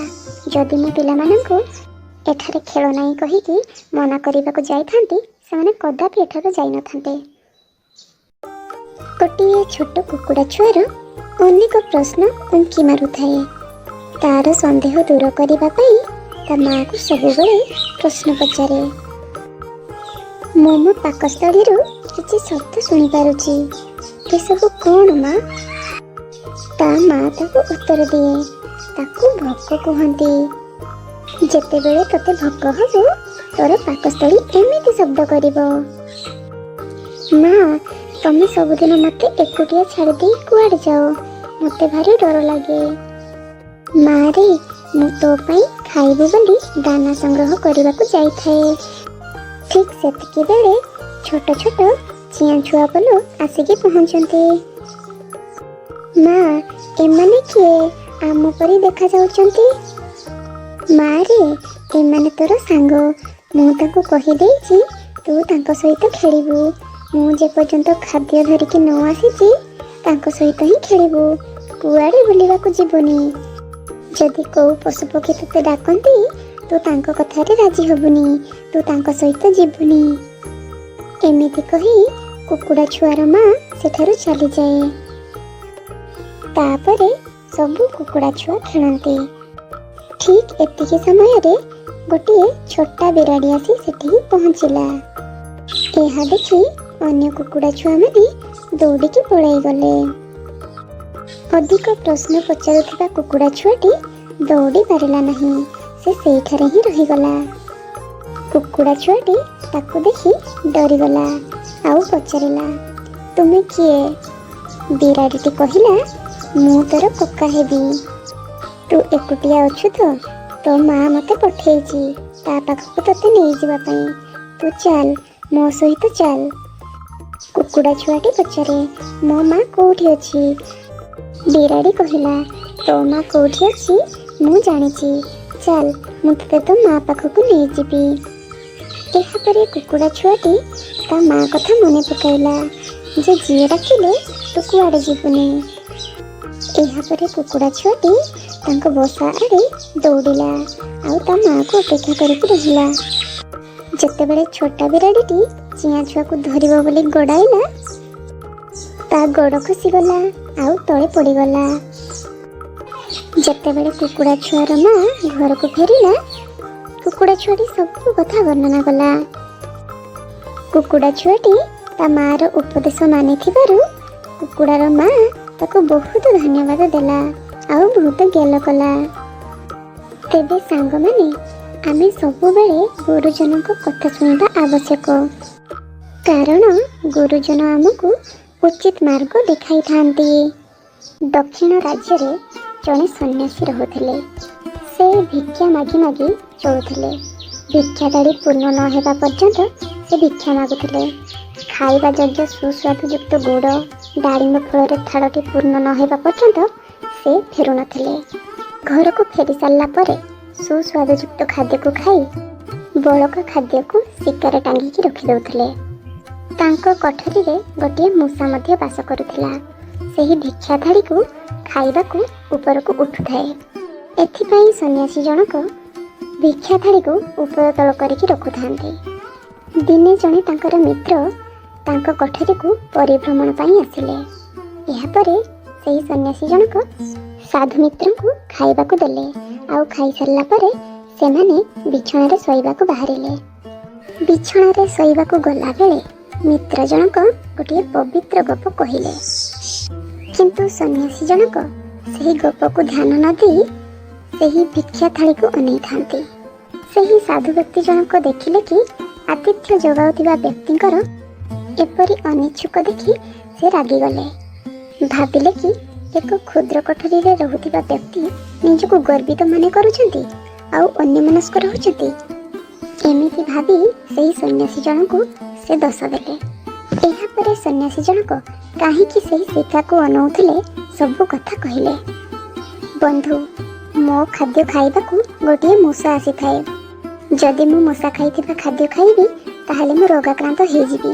ସେଥିପାଇଁ ମୁଁ ଶିକାକୁ ଅନେଇକି ବସିଛି। ଏବେ କୁହ ସାଙ୍ଗ, ମୁଁ ତମର ସମ୍ପୂର୍ଣ୍ଣ ଗପ ଶୁଣିବି। ସାଧୁ ଜଣକ ସତ୍ୟତା ଜାଣି ସେହି ସନ୍ନ୍ୟାସୀଙ୍କୁ କହିଲେ, ଆଚ୍ଛା ଠିକ୍ ଅଛି, କୌଣସି ଅସୁବିଧା ନାହିଁ ବନ୍ଧୁ। ଯଦି ତମେ ସେହି ମୂଷାର ଗର୍ତ୍ତ ଦେଖିଛ ତାହେଲେ କୁହ, ମୁଁ ଏକ ଉପାୟ କହିବି। ସନ୍ନ୍ୟାସୀ ଜଣକ ଦେଖିଛି ବୋଲି କୁହନ୍ତି। ଯଦି ତମ ପାଖରେ ଛୋଟ କୋଦାଳଟେ ଅଛି ତାହେଲେ ଚାଲ ସେହି ମୂଷା ଗର୍ତ୍ତକୁ ଯିବା ଆଉ ମୂଷାକୁ କାଢ଼ି ବାହାର କରିବା। ଆଉ ତମେ ଯାହା କିଛି ବି ଖାଇବ ତା ଗର୍ତ୍ତରେ କିଛି ନା କିଛି ଦେବ। ଏହାଦ୍ୱାରା ମୂଷା ଆଉ ତମ ଥାଳି ପାଖକୁ ଆସିବ ନାହିଁ। ଏକଥା ଶୁଣି ସନ୍ନ୍ୟାସୀ ଜଣକ ସେହି ମୂଷା ଗର୍ତ୍ତ ପାଖକୁ ଯାଇ କୋଦାଳରେ ବାହାର କରିକି ତାକୁ ଖାଦ୍ୟ ଦେଇକି ଆସିଲେ। ଏହିପରି ଭାବରେ ପ୍ରତ୍ୟେକ ଦିନ